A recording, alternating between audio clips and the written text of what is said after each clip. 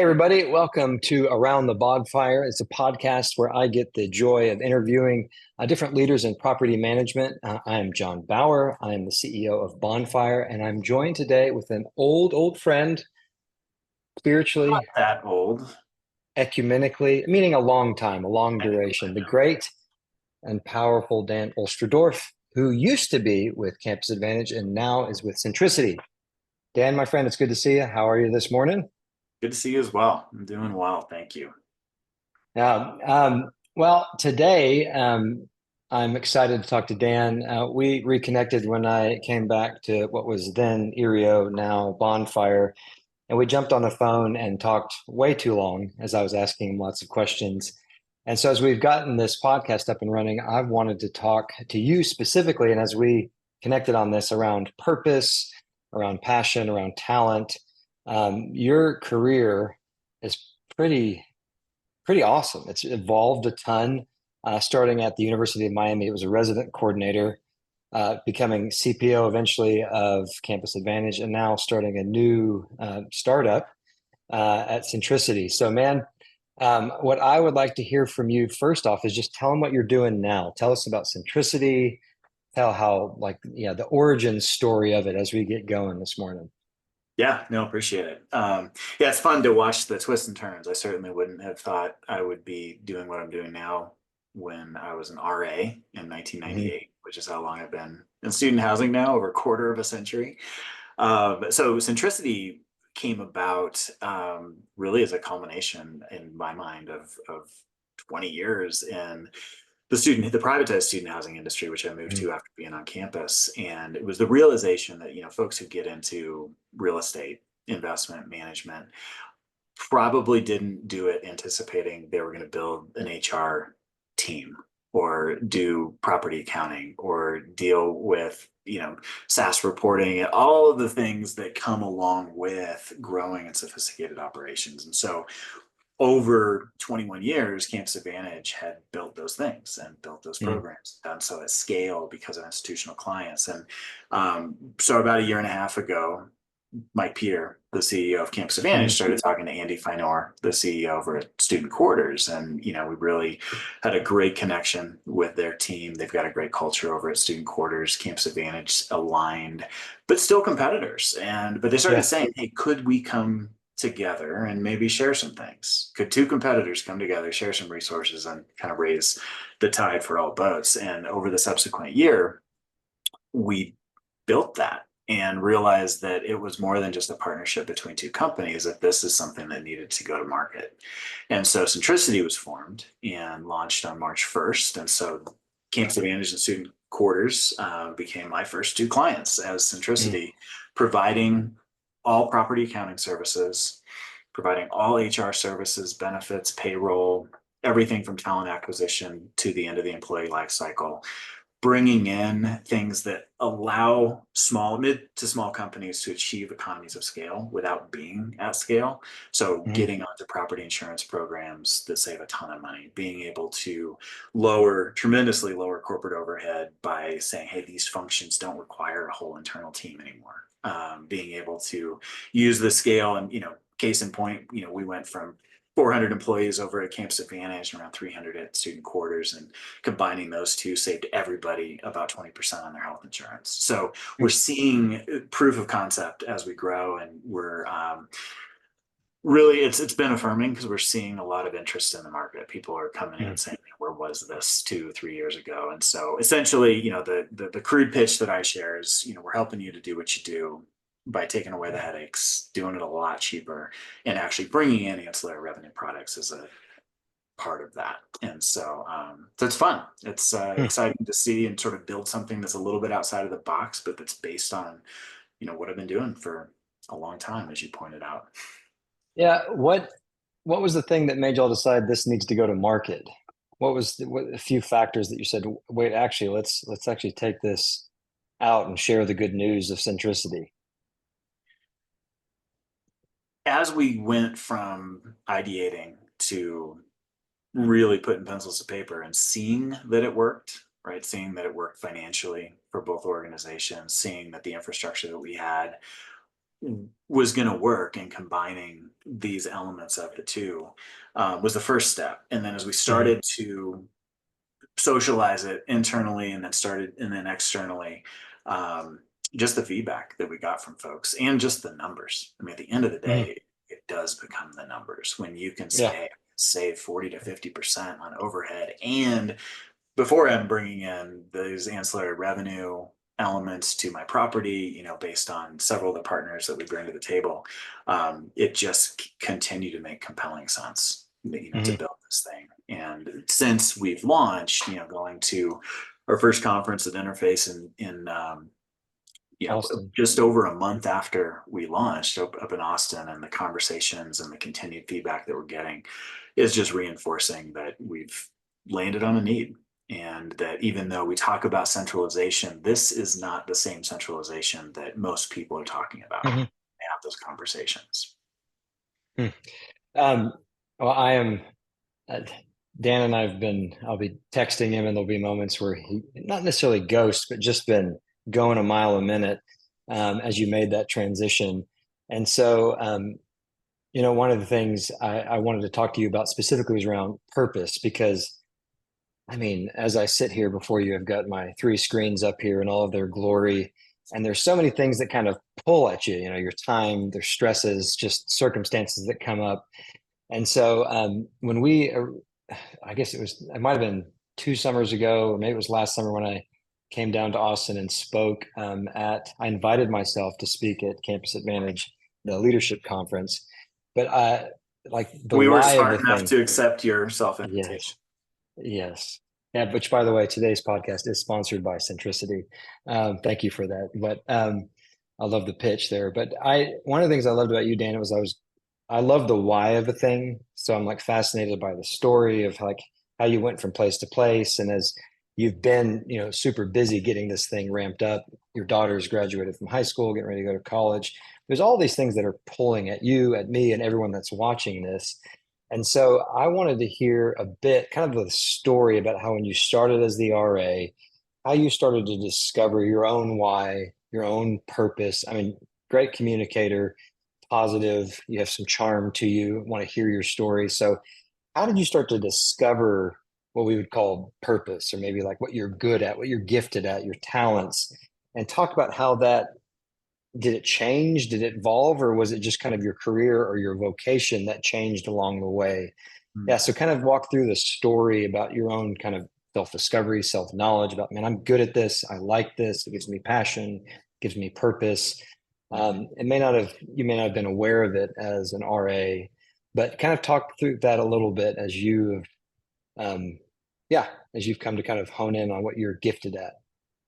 Yeah, that's a big question. You're good at asking questions. You should host a podcast.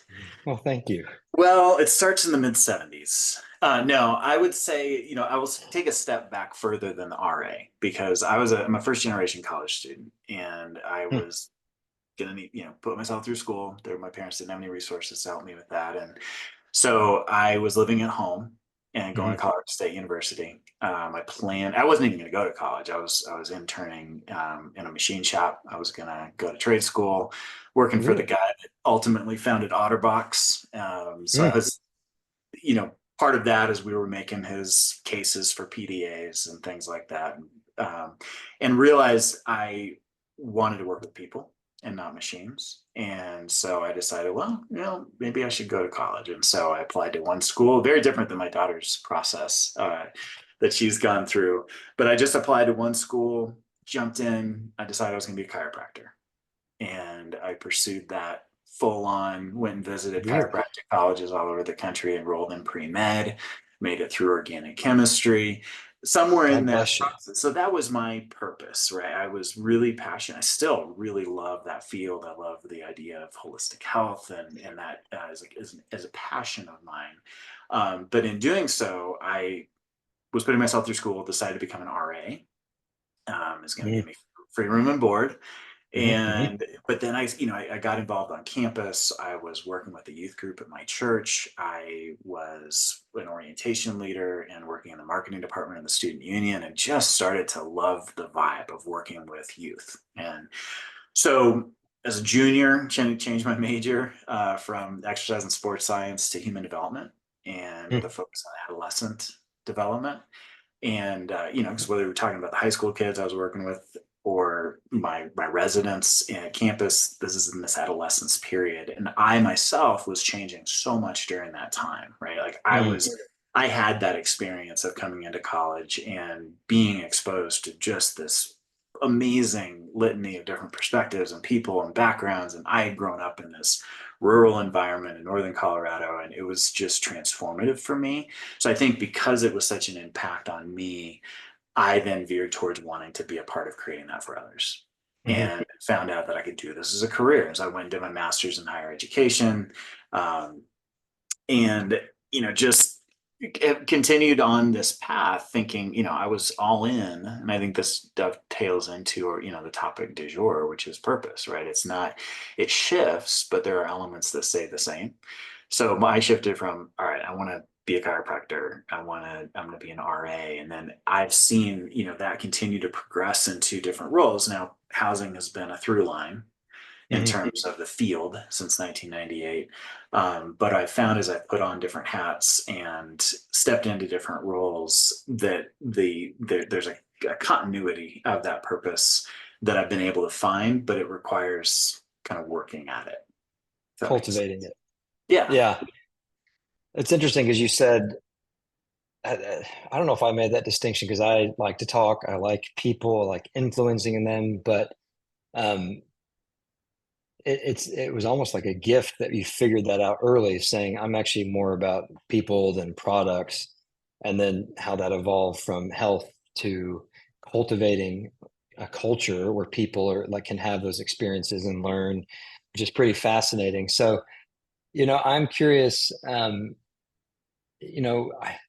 I think it's evident when I talk to you, there's certain things that you light up on, and this is true for other people, but given the fact that you're good with people, it's like something that can draw people will be drawn to you as you have passion. So tell me when you think about your work now, I mean, like at Centricity, are you passionate about it? Like, are you just like, oh my gosh, HR or savings or we're going to reduce insurance costs, which is a huge, need. I mean, what is it? Mhm. Pain is a necessity of mother of invention, something like that. Or I forget the quote there, but you get my drift. It's like Yeah. y'all had to evolve because of these needs that were coming, but you're not necessarily passionate. I mean, how does that passion translate, for people, I guess? Hmm. It's not necessarily the numbers, although savings is great. So how does that work? Because as you work with students, you've worked with youth, if you as an RA, I mean, obviously Campus Advantage, the younger generation, serving them, creating a space for them to thrive. How does that passion for people stay the same? I guess is it still there? I mean, some 20 years into this, how do you cultivate that? How much does that drive what you do? Even now, at Centricity, I guess is the question. Yeah. It very much drives what I do, but and I think that it requires more focus to get in touch with it. And I'll back up to my RA days to explain this. So when I was an RA, I had 40, 50 residents, depending on the year and the floor that I was on, Mm. and loved the ability to just interact with them every day, living on the floor, brushing your teeth next to the guys in the bathroom. Like you're building relationships, you're building community. You see this very tangible impact that happens. And then I remember when I went to grad school and I became a hall director. Well, now I had 14 RAs and I Hmm. had 1,000 residents, and I worried about the fact that I don't get to interact with my residents anymore, right? Except in disciplinary hearings and coming to meetings, and it was You would have seen me a lot. Oh, a little I regret less to say. fun. And I remember thinking, gosh, how am I going to stay in touch with that desire, that passion of like serving students when now all of a sudden I'm one layer above them. And then my next career progression, a residence coordinator, and now all of a sudden I've, even further in a way removed, but I'm still living with the residents. And then I move into, kind of my next step. And each step of the way, I found myself needing to be more intentional about reminding myself of the connection with what I'm doing, right? So in other words, instead of having 40 people in a hall at Colorado State University, pretty soon, all of a sudden I had 20,000 residents Mm. all over the country serving as the director of residence life for Campus Advantage, a privatized student housing company that I would have never anticipated. I thought I would be an administrator on a campus at that point. But now all of a sudden my reach is bigger and I'm able to achieve some of the purpose and the passion that had gotten me into it, but in a way that I never anticipated.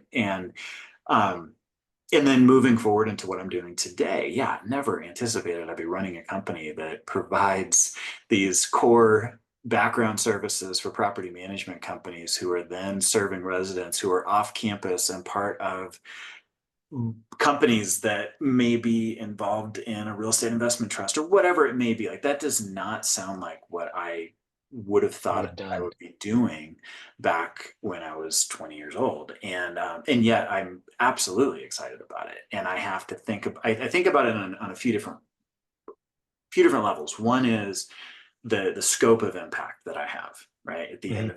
of, so now I'm thinking, well, my customers at Centricity represent over 38,000 beds now around the country. And so I'm having an indirect impact there, but I also have almost 700 team members that I'm serving and the things that I put in place, even when they're not sexy, right? Like coming up with which is not a good HR friendly terms, but anyway, with benefits, right? Like we just went through a process where we were able to actually lower benefits costs for 700 people and bring them better resources to be able to serve their families and operate in a way that takes care of them as human beings. And so I have to think, that wasn't a fun process going to battle with, United Healthcare and Blue Cross Blue Shield, Oh, doing all this stuff, but the end result yielded a really cool impact. So that I think about the scope of impact that may not feel as direct.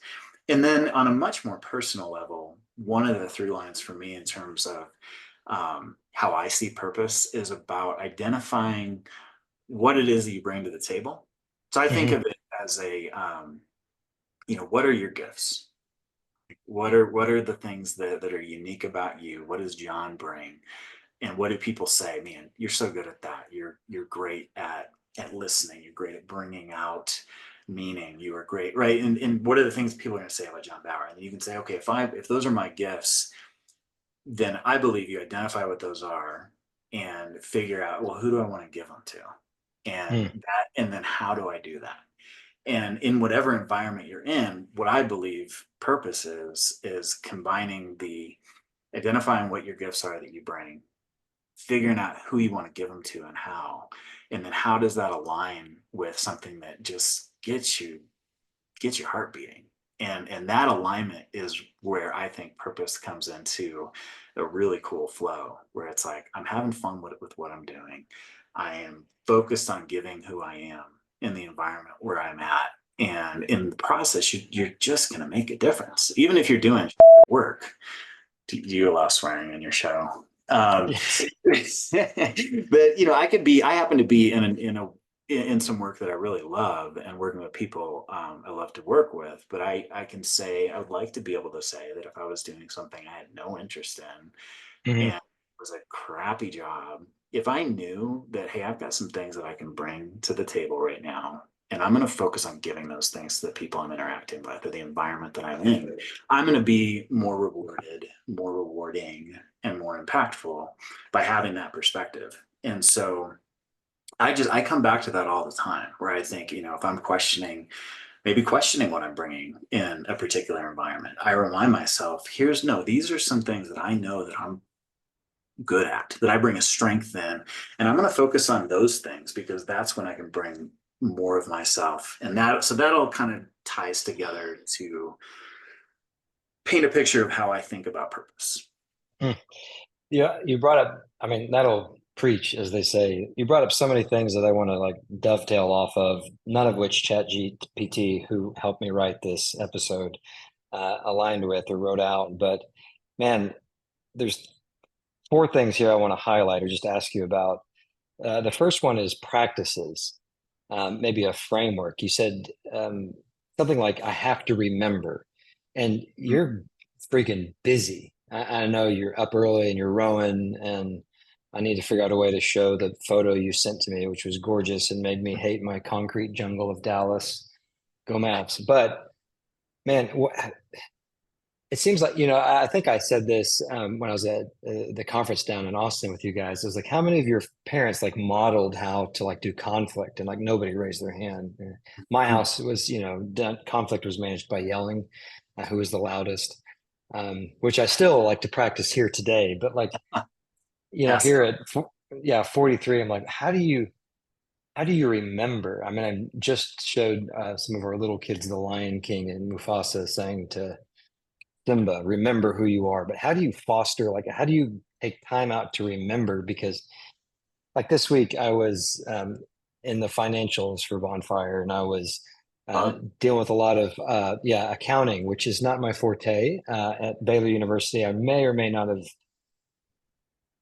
done some immoral things when it came to accounting just to pass. I went to every freaking class for finance and got a D.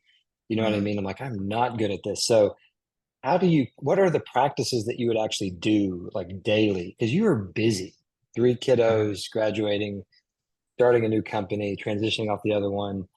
How do you, what practices do you do to cultivate that sense of purpose? Like, okay, I need to remember I do this. I go for long walks on the beach or in the mountains. What are those practices that you do? I I guess the first part of my answer is I'm figuring it out. That's And I comforting. think that's a real answer, right? Because I hear people who say, "Oh, well, I wake up every day and I read a chapter of a book and I meditate for 30 minutes and I do, and it sounds like, man, I biohack my you've way got this to, yeah. perfect." No, life is crazy. I have three kids. I've got all the things you just shared, and so I can't say that I've figured out my practices. But what I am doing that helps me is. Um, I've set some boundaries. So speaking to the busy piece, where I'm not going to work every night really late at night. Yeah, are there some nights where I'm gonna do that after my kids go to bed? Yeah, but I'm not gonna sacrifice that time with them. And I've really Mm, set that as a boundary for myself. And I'll forcing myself to think about pride. That forces me to think about what matters. And I think that's a piece of defining it and reminding yourself is like, what are my priorities? Like, yeah, I'm passionate about what I'm doing. I'm really excited about what we're doing as a company, but is that my life's purpose? mm, Or is it the most important thing in my life? No, like most important thing in my life is my family. And and so it's just there are some reminders of priorities that I think get put in place by practices. And so having those boundaries in place helps to remind me when I look and I'm tempted because I want to. I'm a total workaholic. And if I would let myself go, I'd be working ridiculous amount. And but would that be good for the rest of my life? No, it wouldn't. mm. So I think that's a piece of it. I think then as a part of practices, I think it starts with, rather than saying, oh, every day I start and I've got a lot of things that I do. I've got a OneNote that's my day, my week, my purpose. And I have my purpose statement written out on the OneNote. And I go down a set of things. That's kind of my morning routine. And there's a little bit of visualization and there's a look at the calendar. And I have to take a very methodical Mm. approach to it. And when I do that at the beginning of my day, I find that my day goes a lot better. But I think everyone's got their tips and hacks Things. things that they I, do, and so for me, I found myself answering that picture more big picture of just what is the framework within which you fit all that. And I think for me, framework. you mentioned rowing, so like I love getting up early in the morning and rowing. And I actually just made an interesting decision, or interesting to me anyway. I think it was a good one. On Monday mornings, I have an executive meeting, and it's 8:30. Like you want to be ready for that. You're like laying Mm, everything out, making sure we're covering it all. And so I would typically not schedule rowing on Monday mornings because I'm getting up early. I'm just going to jump straight into it. And I had the opportunity to join a program, an advanced multi-seat program that goes for however many weeks, and that's on Mondays and Wednesdays. And so that means I hit my desk at maybe 8 o'clock if I'm rushing home, but I'm not going to have that time to prep. And I'm, I realize though that that is going to be exactly what I need for Monday morning yeah. because it's going to force me to make sure I'm ready on Friday. It's going to Hmm. have be a perfect start to my day because I've done physical activity. I've been hanging out with people, and I can jump in and attack my Monday instead of being on defense when Monday hits. And that's how I sometimes feel. And I think we all do. Like you're starting out the week playing defense. And it's like, no, I want to start out on my terms. And so I think it's just making those decisions, but you have to make them over and over and over again. And that ends up being a key. So I don't think it's complicated, but I think it takes intention. And Yeah. my dad used to say, so the difference between basic and advanced is how well you do the basics on a regular basis. Um, yeah. I love, I love being out physical and everything else, but what you just described, because you have that passion about rowing and how well it, like the benefits and the clarity and the people and the connection, but the fact that you're ready on Friday for Monday, because I'm going, so you're getting ready well on Sunday night, right? And you're like, no, I'm making sure I've blocked out time on Friday so that I can, which is that is actually really great, actually. So anyway, I want to keep on going. So you had talked about gifts, like knowing your gifts. I you might call it talents, like what you're naturally inclined to, um, like you're naturally gifted at. Stephen Fry, who's a brilliant comedian, actor, philanthropist, he read the Harry Potter books for Audible in England. But I heard him talk about he was not gifted at sports or athletics. And then his teacher somehow like flipped the Greek language to him, and all of a sudden he had memorized it and learned it, just so naturally gifted in this Mm, one area. And I've been reading a lot of, its name is Scott Galloway. He's got a podcast or newsletter called No Mercy, No Malice. And he said this, I've heard him say this over and over again. He says, don't follow your passion, follow your talent. mm, And you brought that up in that riff earlier about trying to discover what those gifts are and how they translate in different areas. mm. So I guess on the talent side, perhaps you someone didn't put the Latin or Greek language in front of you, and all of a sudden you're reading it and speaking a dead language like Latin. But how would you suggest? I mean, you talked a little about discovering early on. Okay, I have a passion for people, but what was the talent there? Was it communication? Was Mm. it you know, the connection part? You said I might be good at asking questions, but like how does one actually go about discovering what they're good at? What is it that you're Mm. actually good at? I'm a sucker for instruments and tests and tools. You asked me about Enneagram earlier. I'm not an expert in Enneagram by any means, but I think there are so many different frameworks to help you put some language to that. And there's different perspectives on it and different definitions around those things like talent or gift. What I believe, or the way that I look at it, is that a gift is something that is not a talent that you develop over time necessarily. It's something Mhm. that is a part of who you are, right? It's been developed through your upbringing, through whatever, but it's a little less tangible than I am good at carpentry.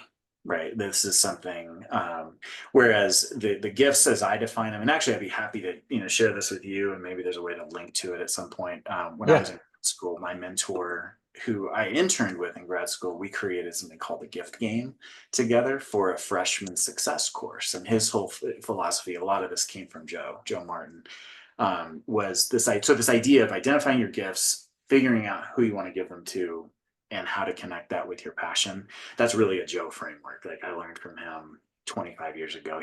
I've got his book over here somewhere called Gifts and Handkerchiefs. And he basically says like how you bring your gifts to the world shows who you are and how you lead. And so I'll get back to what the gifts are, but it's a great illustration. So he holds up this handkerchief and he's like, every one of us comes to the table with this. And you're like, what are you talking about, Joe? And he holds up this little handkerchief and he's like, this is your gift. And different people use it in different ways, and he'll demonstrate tucking the handkerchief in your collar, kind of like a bib, and saying, feed me, right? This is the people that say, yes, look at you. So, right, feed me. Those are the users. Those are people that Mm. use what they bring for themselves. And then there's others that kind of can take that same handkerchief and wrap it around your eyes like a blindfold. And that's a lot of us. A lot of times we don't even Mm. realize to the table, and those are the confused. So you have the user, you have the confused, and then you wrap it around your mouth like a bandit, right? Like these are the abusers, the people who actually use what they're bringing to hurt other people. Mhm. And then misusers just kind of blow your nose and throw it on the ground like we're just squandering what it is we bring. But a real leader is going to take that handkerchief, put it over that arm, get down on one knee and say, how can I serve you with what I bring to the table? And that's this idea of servant leadership, identifying what your gifts are, figuring out how you want to give them in the environment that you're in. So like for me with the gift game, what I identified the first time I took it, and I've continued, these have resonated with me over the years, that one of mine is creating things. I love the creation process. I love to build something. Now the last 5-10%, not so much, but like I love to initiate and get things started. I love to build relationships. I'm good at that, and building connections with people. I'm good at bringing out potential. And so I find Mhm. like those are my three that I'm going to identify. And yours might be analyzing things, or identifying problems, or coming up, So with those three of creating things, bringing out potential, and building relationships, if I recalibrate my perspective to say, okay, how can I give those things better in the environment that I'm in right now or in my work? It helps to hone in on how you can bring your best self to wherever you're at. Whether and it came to mind recently at a conference. I was on a panel, and it was a panel that was probably beyond my not probably, absolutely out of my technical expertise. And I found myself thinking, gosh, what can I bring to this panel? Because I don't know as much as the next person about software, about some of the things that were being discussed. And then I was able to come back to thinking about it from my perspective, my experience, and then it reset me and allowed it to be a really great conversation. So I think that knowing what you bring also brings a sense of confidence Mhm. and purpose. So that's I'm just rambling now, but No, that's kind this was good. of, and I think you have to The keep it in front of you. And then where I talk about being a discipline, like I've got my purpose statement. It's my home screen on my phone. I see it a million times a day. I have to think about what those gifts are, because it's not a fix it and forget it by any means. Yeah, what's fascinating, before in the green room, Dan and I were talking about the algorithms of Instagram and Facebook and X.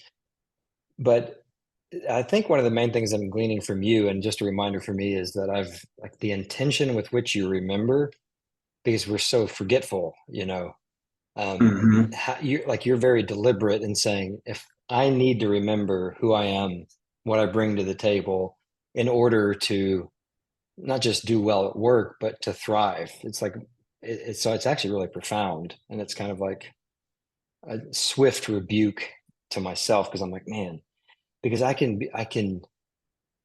give in to the tyranny of the urgent, easily. Or there's a customer with an issue, or there's a family thing that's going on, and so it kind of puts you into fight or flight. And so that's fascinating. And one of the other things you said that I wrote down, that is, I have not heard it said this way.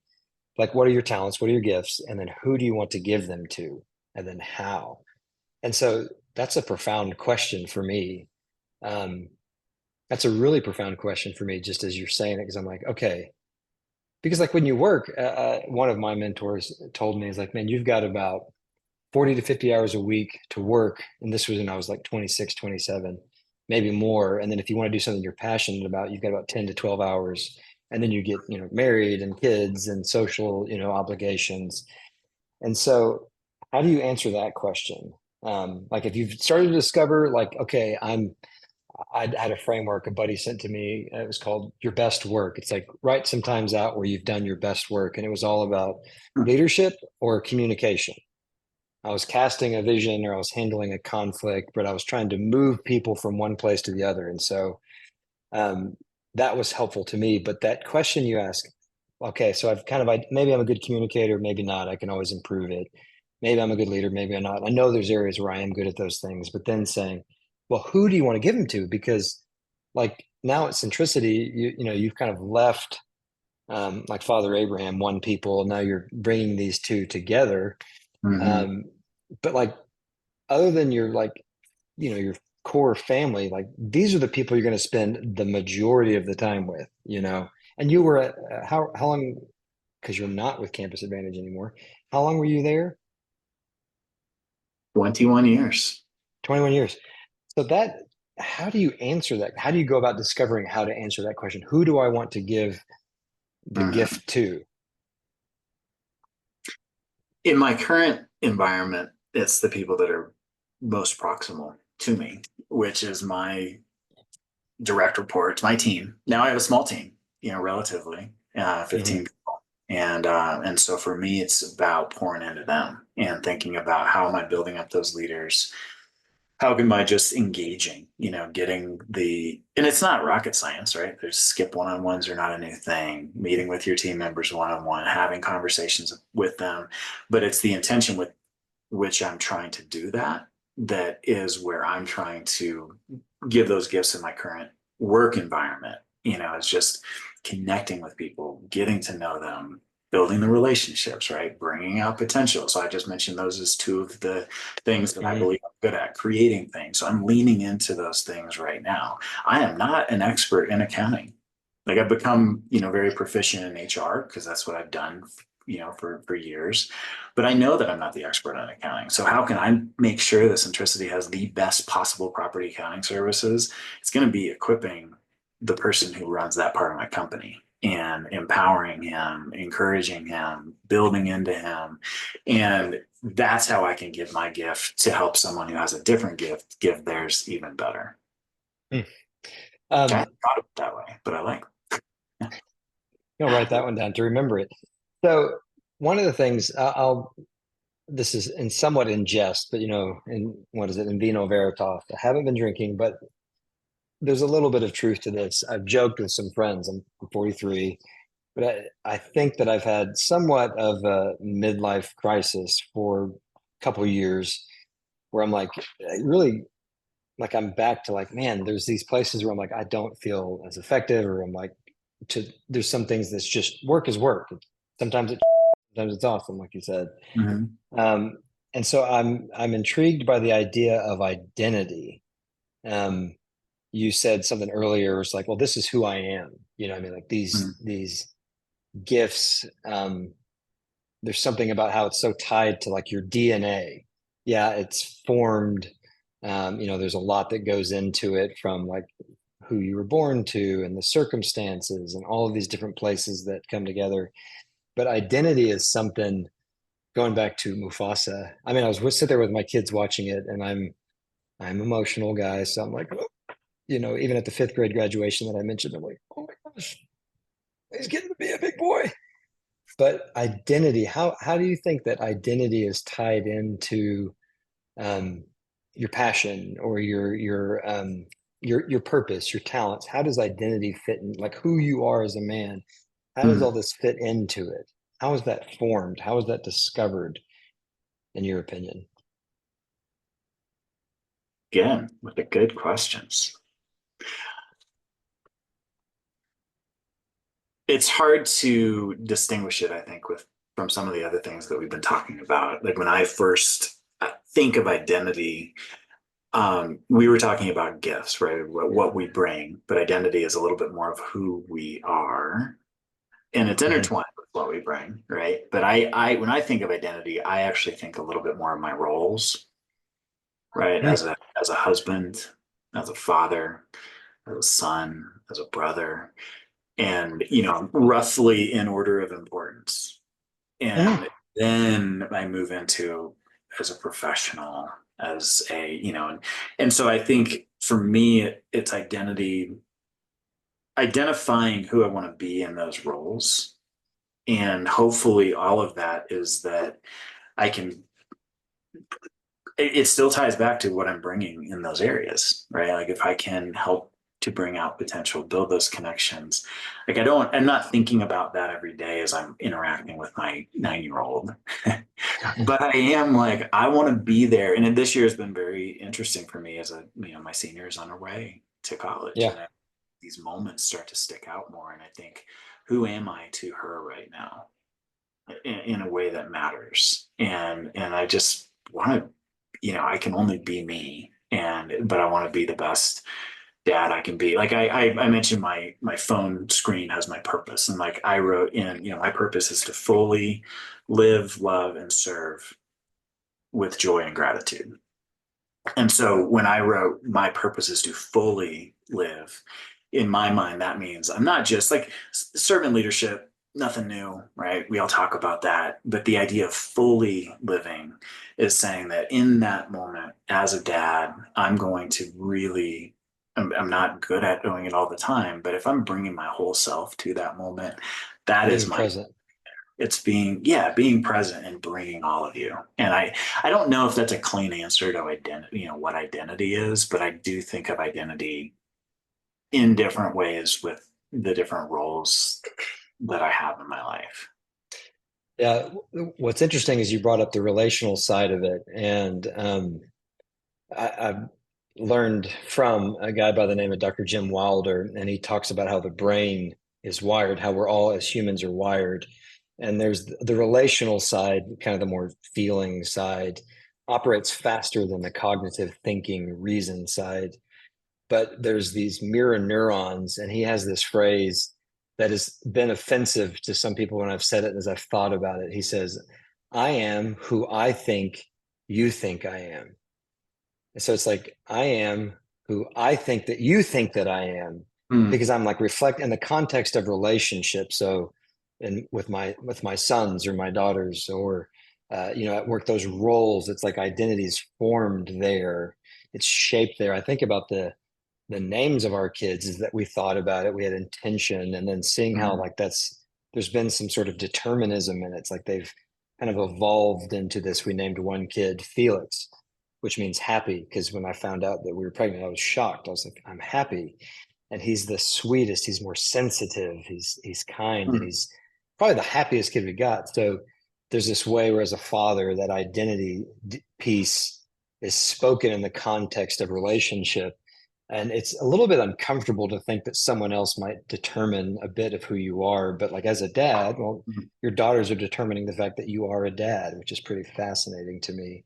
And so I think when I ingest, but with some measure of seriousness, talk about being an identity crisis, is that as my career has changed pretty dramatically in the last 2 or 3 years, it's like, okay, well, I thought my purpose was this, or I thought my talents were this, but mm, there was a lack of success here, or maybe this didn't go so well. So it's like, well, maybe I wasn't who I thought I was, or I thought the other people thought that I was. And so it's been a very interesting time. Of course, you throw in a global pandemic, racial tension, you throw in political divide.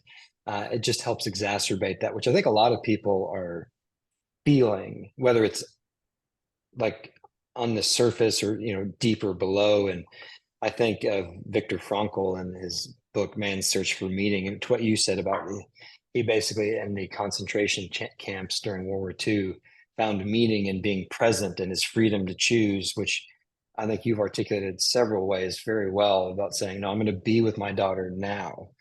Yes, mhm. I've got the demands of centricity for Monday, or I'm going to, what was the other part that you said? Oh, just I'm going to be intentional so that I can be present, Monday morning at 8:30. You're willing to choose.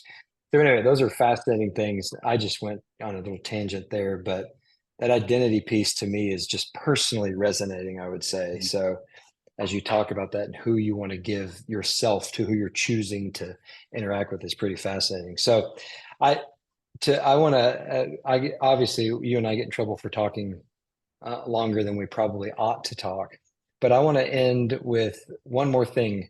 And this is a way to like honor you. Um, when, you and Lindsay and, y'all had invited me to come down after I had invited myself to y'all's event 2 Januaries ago, last January, I don't remember. But one of the things that I was drawn to by you was like the culture that you had helped, that Lindsay had helped shape at Campus Advantage. It was attractive. It was a place that you want to be with. So I think about you as having a passion for like a culture that, attracts, retains talents, and people, the market's pretty crazy right now, as you well know. People are looking to cut, and, a lot of people, the younger generation will shift more. So working at one company for 21 years is a little an outlier now.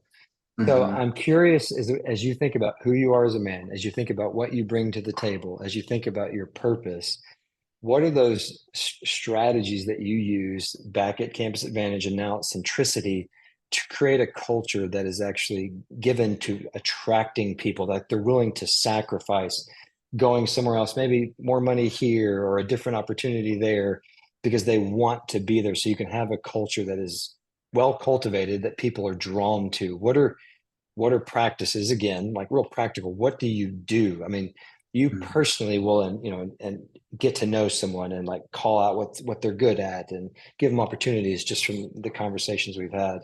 But what are some like what are some leadership choices that people can make to cultivate a culture that attracts and retains people? Hmm. The first thing that comes to my mind is, well, given this conversation, the word meaning comes up. And I think creating that meaning and then sharing it in a way that people realize matters and that they matter. So I'll unpack that a little bit. I think is creating the meaning is people want to have a why. And if you can give them in my opinion, give them an understanding of what the why is for your company, right? Having a purpose statement, having values that are more than just words on a wall, that really you as a leader truly believe in. People would give me a hard time because over the 21 years at Campus Advantage, every time I got in front of people, I shared our mission, vision, and purpose and our core values. And I would make people repeat them. And that if it stops there, then it's just some nice words. But if you There'll can, be there'll and be you have dissonance between those people and you if you say it right. you have to believe in it yourself, and then also leave the space for people to shift that meaning. Like your why is not going to be the same as my why, even if I'm in the same organization. Now, Mm. what is universal, those core values. You do need to ascribe to those, understand what they are, demonstrate them, make decisions based on them. So I think the practical is look back at your values, your mission, what does your company have in place, and do some testing on it. Does it really make sense? Does it inspire? Does it inspire you as a Mm. leader? Or is it something that someone else came up with 5 years ago and it's in your manual and you don't even think about it? Because you need, in my opinion, to be able to stand up and say, this is what we do. And tons of examples about companies, organizations, leaders that have done that well. But if people know instantly, what do I do? I think about, just Zappos comes to mind, interestingly, Mm. delivering happiness. Tony Shea did, he said, that's our purpose, is to deliver happiness. And we happen to do it with shoes, but we could move into transportation tomorrow. We deliver happiness. That's our purpose. That was his mantra. So what is it? And then how, communicating it consistently, constantly, and clearly so that people don't even have a choice but to know that that's a part of who we are. And it may be annoying as heck to hear all the time, but if it is sincerely and consistently communicated, then they build off of it. And I saw, looking at the clock here because I'm yakking it up, but I do think this is relevant. Then when things get hard, those Mm. foundational elements come through. And I think about, COVID as the example that Yep. immediately came to mind as I was thinking about this and the practical implications of having a really solid and well-defined purpose, vision, values. And I saw that take action. And it was really awesome to see that in the midst of this unparalleled, unanticipated event, that I saw our team start to demonstrate these things that maybe felt rote, but they had been ingrained to a level that they truly were foundational, and then they start to actually shine when challenge comes. And Mm. that was a really neat thing for me to see as an example of values in action. Yeah. And I think that's what you can do is set those, believe in them, communicate them, and then do it again. Yeah. There's there's sometimes when I could be the eye roller, and at the same time when I was, you're like, hey, let's just say the values again. This is what these are our boundaries. These are the things that we believe. There's times when even if I'm saying it, I can eye roll myself. And then coming back to Bonfire, I was like, okay, what are the values? I was like, let's get these shaped and defined, see if we can live into them. And so it's again, I come back to the idea that you seem to be really good at remembering, like, okay, we have to got to remind ourselves because we're forgetful, whether it's individually or corporately. And so that's pretty fascinating. But anyway, man, I know for the sake of time we got to go, but this has been wonderful. Maybe I was just processing in response to you, but this has been helpful for me. So for the rest of you guys that are watching, thanks for tuning in. Dan, where can people find you if they want to learn more about centricity? We'll put some of the resources in the show notes about those books, so send those over to me. But if people want to find you, is it on Facebook, the Twitters, Not LinkedIn, the Centricity? How Twitters. do Definitely LinkedIn. Connect with me on LinkedIn, as well as Centricity. You can check out centricityres.com, centricityres.com. And yeah, definitely connect on LinkedIn. Always love making more connections with good folks, and He's a appreciate you people bringing person. people person. So There you go. appreciate you, John, and thanks for thinking of me and engaging me in this conversation. You got it, man. Thank you guys so much. Talk to you soon.